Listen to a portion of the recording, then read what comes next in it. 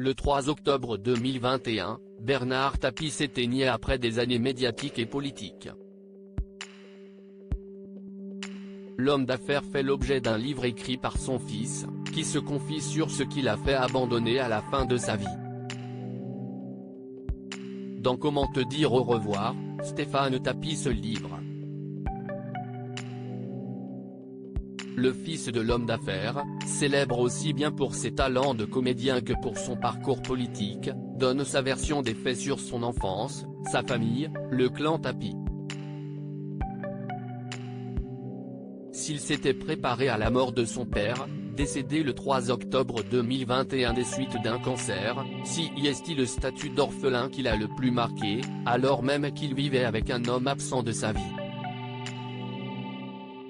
Ces deux décès qui ont bouleversé Bernard Tapie, un besoin d'extérioriser né il y a 7 ans, lorsqu'il démarre l'écriture de ce livre, et qui ne paraît finalement qu'aujourd'hui, une fois la violence évacuée, j'ai réécrit certains passages de façon beaucoup plus douce et naturelle.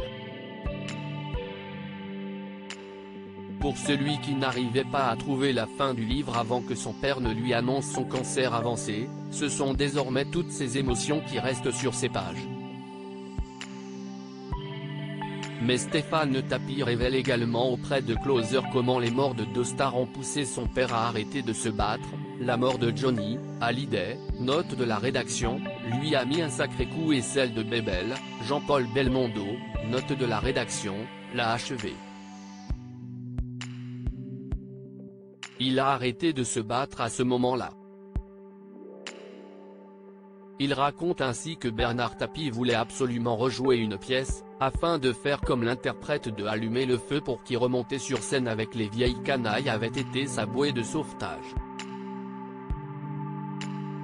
Un homme authentique, honnête et sincère pour son fils, une confession pour le moins parlante de ce qu'était Bernard Tapie, qui a tenu bon dans les médias pendant longtemps alors qu'il luttait contre la maladie.